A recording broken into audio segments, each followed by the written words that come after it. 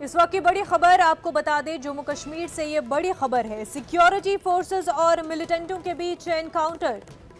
पुंछ जिले के सरनकोट में एनकाउंटर जारी है, जिसमें 4 जवान और एक जेसीओ शहीद हो गए हैं। काफी अहम खबर आपको जम्मू कश्मीर से बता रहे हैं। सिक्योरिटी फोर्सेस और मिलिटेंटों के बीच एनकाउंटर हुआ है। पुंछ में ये एनकाउंटर हुआ है। आपको बता दें, जिला पुंछ के सरनकोट में एनकाउंटर हुआ, जिसमें 4 जवान और एक जेसीओ शहीद हो गए हैं। हमारे नुमाइंदे मुनीश इस वक्त हमारे साथ जुड़ चुके हैं। मुनीश, एनकाउंटर के हवाले से तफसीलात बताएं।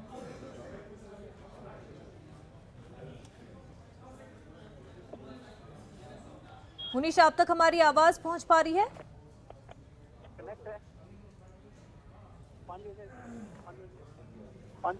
मुनीश, आपसे एनकाउंटर के हवाले से तमाम तर तफसीलात चाहेंगे।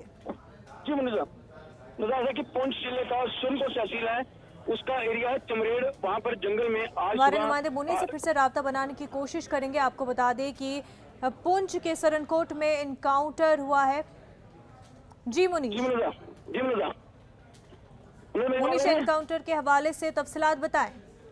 जी मुनीजा, ऐसा है कि आज सुबह तकरीबन 5 बजे पुंछ जिले का सुरनकोट तहसील का चमरेड़ एरिया है, जो राजौरी और पुंछ के बीच में पड़ता है। वहां पर जो है दहशतगर्दों और फौज के बीच मुठभेड़ हुई है, जिसमें फौज के 5 जवान जो हैं वो शहीद हो गए हैं और मुठभेड़ लगातार जारी है। मुठभेड़ लगातार जारी है। क्या इत्तला मिल रही है कि कितने मिलिटेंट वहां पर मौजूद है? मतलब ऐसा कि 4 से 5 मिलिटेंट बताए जा रहे हैं कि इस एरिया में है, और पूरा एरिया जो है कार्डन किया हुआ है। अब एसओजी भी और पुलिस भी पहुंच चुकी है। और ये आपको बता दें कि ये वो एरिया है जहां पिछले दिनों में राजौरी में एनकाउंटर हुआ था, ठन्ना मंडी में, उसके साथ लगता एरिया है ये। और यहाँ पर अगर पुंछ की बात करें तो पुंछ में तकरीबन 1 साल के बाद इस तरह का जो है एनकाउंटर हुआ है दहशतगर्दों के साथ। मुनीश, किस तंजीम से वाबस्ता बताया जा रहा है इन मिलिटेंटों का है? अभी कुछ नहीं कह सकते कौन सी तंजीम है, क्योंकि मैक्सिमम जो है इस एरिया में जो है लश्कर जो है वो ज्यादा ऑपरेट करती है। और जैसी खबरें आ रही हैं कि लश्कर की तरफ से लगातार जो है घुसपैठ की कोशिशें भी की जा रही हैं, तो हो सकता है कि ये लश्कर के साथ हो, लेकिन अभी कुछ क्लियर नहीं हो रहा है क्योंकि एरिया दूर का है और लगातार जो है गोलाबारी वहाँ चल रही है। मुनीश, ये बताया कि जो जवान शहीद हुए उनकी शनाख्त के हवाले से कोई इन्फॉर्मेशन मिल पाई हो? नहीं, मिर्जा अभी तक नहीं हो पाई है, क्योंकि वहाँ पर अभी तक जो है बॉडी जो है सिर्फ रिकवर की गई है, लेकिन उस एरिया में जो है नेटवर्क भी नहीं है और अभी तक उनकी कोई शनाख्त नहीं हो पाई है। लेकिन इतना है कि आर्मी के जो आरआर का जवान बताए जा रहे हैं। जी, आसपास के इलाके में कैसा सूरत हाल है मुनीश? आसपास के इलाके में दहशत है, क्योंकि काफी देर के बाद इस तरह का जो है एनकाउंटर हुआ है। क्योंकि पिछले साल की बात करें तो पिछले साल भी सुरनकोट में एनकाउंटर हुआ था नवंबर महीने में, लेकिन उसके बाद लगातार वहाँ पर जो है अमन बना हुआ था और लोग आराम से रह रहे थे। लेकिन इस तरह अचानक एनकाउंटर हो जाना और लोगों के लिए दहशत का बात है, लोग डरे हुए हैं। मुनीश, ये बताएं कि क्या वहाँ पर इतला मिली थी मिलिटेंटों के छुपे होने की? सिक्योरिटी फोर्सेस एरिया में पिछले कई दिनों से लगातार जो है सिक्योरिटी फोर्सेस की तरफ से सर्च ऑपरेशन चलाए जा रहे थे, और उसी सर्च ऑपरेशन जो है कंटिन्यू करते हुए आज जो है चमरेड़ एरिया में जो है सर्च चल रही थी, और सर्च के दौरान ही अचानक जो है दहशतगर्दों ने हमला कर दिया है जवानों पर। बिल्कुल, एनकाउंटर अभी जारी है। आपको बता दें 4 जवान और एक जेसीओ शहीद हुए हैं। मुनीश, तफसीलात के लिए शुक्रिया।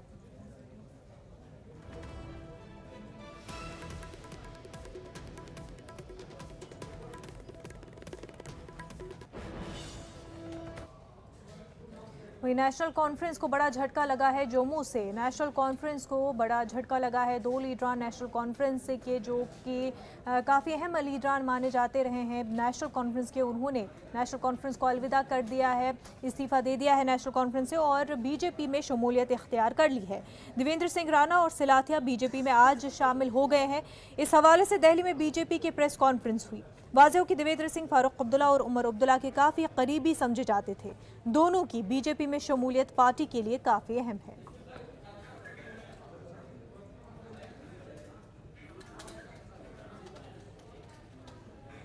मैंने डिक्लेरेशन का ऐलान किया और एक कोशिश की कि एक जम्मू से पॉलिटिकल नैरेटिव पूरे इंक्लूसिव जम्मू कश्मीर के लिए बनाया जाए, जो एक ऐसा नैरेटिव हो जो जम्मू से हो, जो जम्मू का हो और पूरे जम्मू कश्मीर के लिए हो।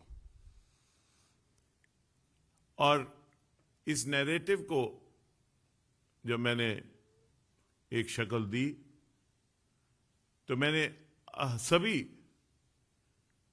दलों से बातचीत की, उनसे कहा कि इसमें अपना योगदान दें, क्योंकि एक निशान, एक विधान और एक प्रधान के बाद मैं ये समझता था जाती तौर पे कि एक पॉलिटिकल नैरेटिव जो है वो जम्मू का होना चाहिए, क्योंकि जम्मू के लोगों की अपनी आकांक्षाएं हैं, अपनी भावनाएं हैं, उनकी अपनी कुछ तवक्कात हैं और उनको एक एहसास है कि शायद उनके साथ बदसलूकी हुई।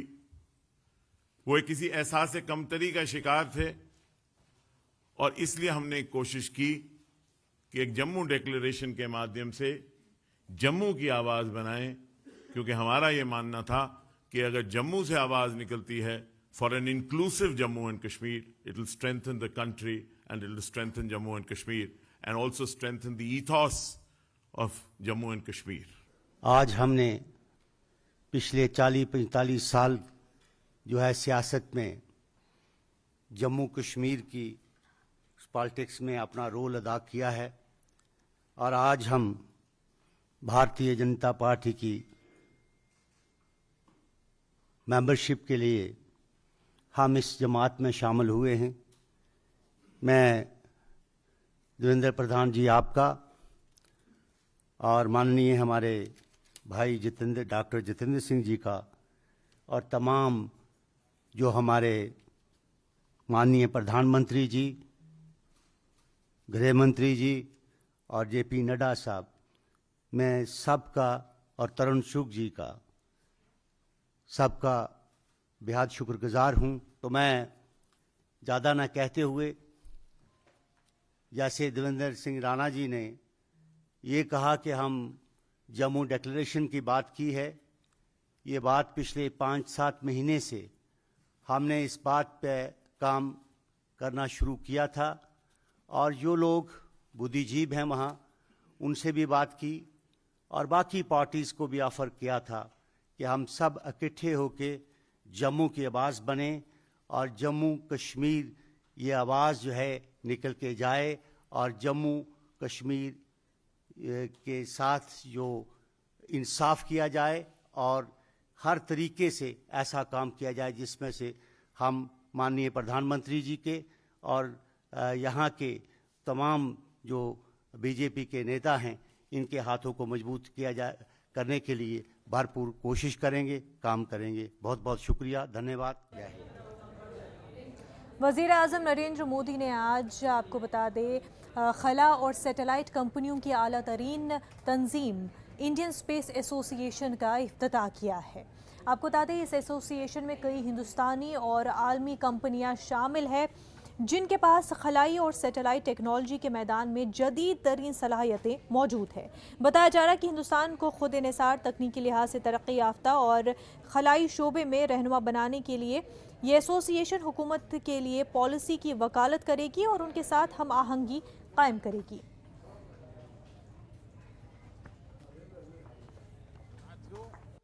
टेक्नोलॉजी जब सबकी पहुंच में होती है तब कैसे परिवर्तन हो सकते हैं, इसका एक और उदाहरण डिजिटल टेक्नोलॉजी है। आज अगर भारत दुनिया की टॉप की डिजिटल इकोनॉमी में से एक है तो इसके पीछे एक बड़ा कारण यह है कि हमने डेटा की ताकत को गरीब से गरीब को भी सुलभ बनाया है। इसलिए आज जब हम कटिंग एज टेक्नोलॉजी के लिए स्पेस को एक्सप्लोर कर रहे हैं तब हमें उस नागरिक को याद रखना है जो अंतिम पायदान पर खड़ा है। हमें याद रखना है कि भविष्य की टेक्नोलॉजी से हमें दूर सुदूर के गांव में गरीब से गरीब को उत्तम रिमोट हेल्थ केयर, बेहतर वर्चुअल एजुकेशन, नेचुरल डिजास्टर से बेहतर और प्रभावी सुरक्षा, ऐसे अनेक समाधान देश के हर वर्ग, हर कोने तक पहुंचाने हैं। और हम सब जानते हैं कि इसमें स्पेस टेक्नोलॉजी का बहुत योगदान हो सकता है। साथियों, भारत दुनिया के उन गिने चुने देशों में से है जिसके पास अंतरिक्ष में एंड टू एंड कैपेबिलिटी है। हमने स्पेस टेक्नोलॉजी के सभी पहलुओं जैसे सैटेलाइट्स, लॉन्च व्हीकल्स, एप्लीकेशन से लेकर इंटरप्लैनेटरी मिशन में महारत हासिल की है। हमने एफिशिएंसी को अपने ब्रांड का अहम हिस्सा बनाया है। आज जब इंफॉर्मेशन एज से हम स्पेस एज की तरफ बढ़ रहे हैं, तब इस एफिशिएंसी की ब्रांड वैल्यू को हमें और सशक्त करना है। स्पेस एक्सप्लोरेशन की प्रोसेस हो या फिर स्पेस टेक्नोलॉजी की एप्लीकेशन, एफिशिएंसी और अफोर्डेबिलिटी को हमें निरंतर प्रमोट करना है।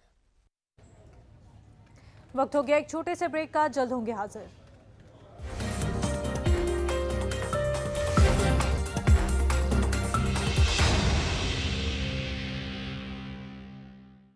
ब्रेक के बाद आपका खैर मकदम है। महाराष्ट्र में आज बंद मनाया जा रहा है।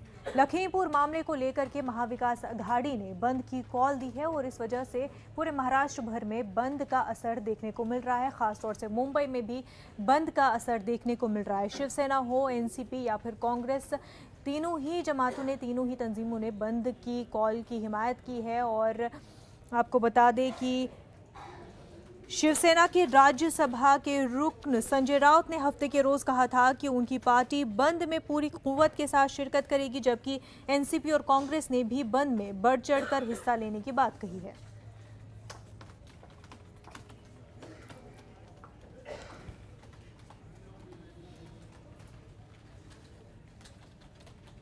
तो पूरे महाराष्ट्र में ही बंद का असर देखने को मिल रहा है। महाविकास अघाड़ी की कॉल को लेकर के ये बंद पूरे महाराष्ट्र में देखने को मिल रहा है। इसी हवाले से औरंगाबाद में भी बंद की कॉल का असर है और सिक्योरिटी भी सख्त कर दी गई है। तमाम इत्तेहादी जमातें बंद में शामिल है। इत्तेहादी जमातों के लीडरों ने लखीमपुर खीरी वाक़े पर अफसोस का इजहार किया है।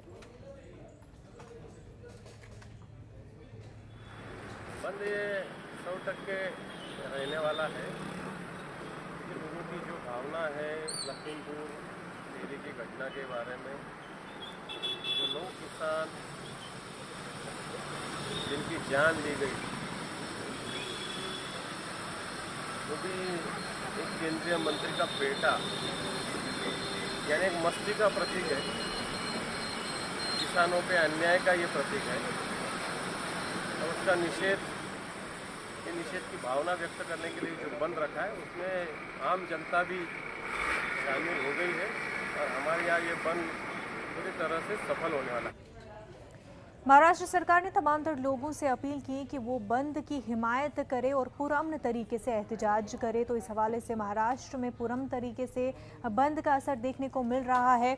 वहीं मुंबई के हतात्मा चौक पर एनसीपी लीडर नवाब मलिक की क़यादत में एहतजाज किया गया। इस दौरान बीजेपी के खिलाफ नारेबाजी की गई। नवाब मलिक ने लखीमपुर वाक़े पर तशवीश का इजहार करते हुए मरकजी वजीर अजय मिश्रा से इस्तीफे का मुतालबा भी किया।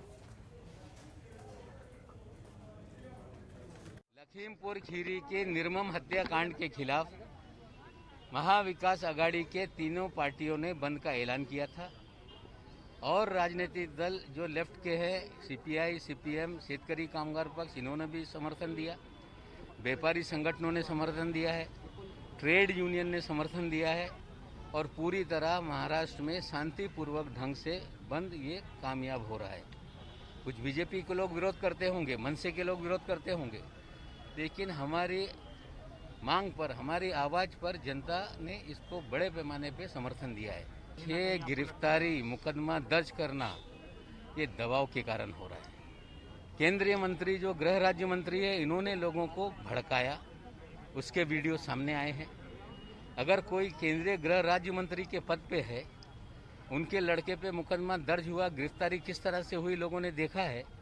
उनके पद पे रहते हुए इसकी इन्वेस्टिगेशन ढंग से नहीं हो सकती। हम मांग करते हैं कि उन्हें तत्काल रूप से राजीनामा दे देना चाहिए। अगर वे राजीनामा नहीं देते तो उन्हें बर्खास्त करें। महाराष्ट्र बंद के चलते मुंबई के विक्रोली में भी एहतजाज हुआ। आपको बता दें, विक्रोली में शिवसेना कारकुनान ने रास्ता रोको आंदोलन किया, जिसमें उन्होंने मरकजी हुकूमत के खिलाफ एहतजाज किया। ये पूरा एहतजाज इस वजह से कि लखीमपुर में जो मामला पेश आया है, शिवसेना की ये मांग है कि अजय मिश्रा मुस्तफ़ी हो जाए। नारेबाजी की गई, शिवसेना कारकुनों ने टायर जलाकर रास्ता जाम कर दिया, जिसकी वजह से ट्रैफिक की आमदोरफ्त भी मुतासर हुई। तकरीबन 1 घंटे जाम के बाद पुलिस ने शिवसेना कारकुनों को हटाकर ट्रैफिक फिर से शुरू करवाया।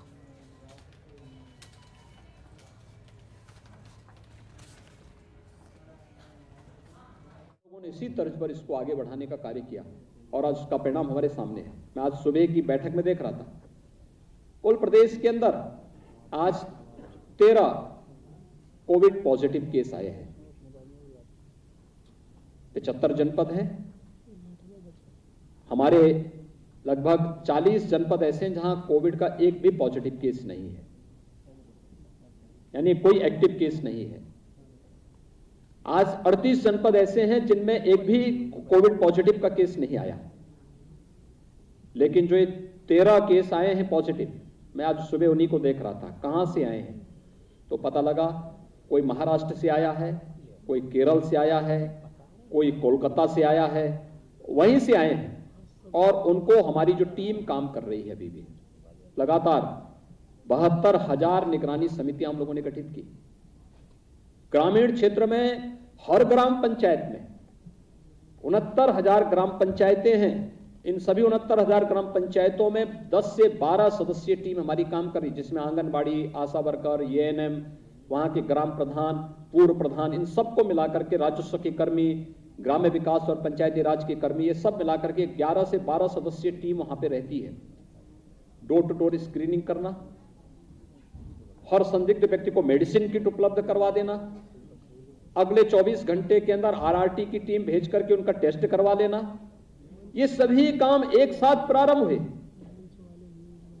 72,000 टीम को हम लोगों ने समय से, यानी फर्स्ट वेव के समय ही हम लोगों ने उन्हें infrared thermometer, pulse oximeter, mask, sanitiser, ये सभी उपलब्ध करवा दिए और वे लगातार चलता रहा। सेकेंड वेव के बाद जब डॉक्टर मनिंदर अग्रवाल का ही पहले एक बार आया कि थर्ड वेव तो आकर के रहेगी, हम लोगों के लिए चिंता का विषय बना। नीति आयोग ने भी कहा कि थर्ड वेव आएगी, सभी लोग चौकन्ना रहिए। और थर्ड वेव की कामयाबी की कोई भी कहानी एक दिन में मुकम्मल नहीं होती है, लेकिन अगर मेहनत, लगन और ईमानदारी से काम किया जाए तो ये कहानी एक दिन मुकम्मल ज़रूर होती है।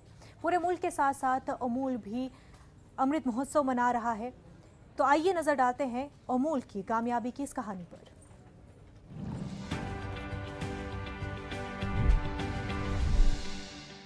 सरदार वल्लभ भाई पटेल 1942 से ही सहकारी आंदोलन के बारे में सोच रहे थे। उनकी एक चिट्ठी ने दूध क्रांति की उम्मीद जगा दी। पटेल ने किसान नेता मगन भाई पटेल को चिट्ठी लिखकर पोल्सन डेयरी और ब्रिटिश सरकार की चालों के बारे में सचेत किया। उन्होंने लिखा कि किसानों की भलाई इसी में है कि सहकारी संघ बनाकर पोल्सन को भगा दिया जाए। इस तरह पटेल की चिट्ठी ने भविष्य के साफ संकेत दे दिए।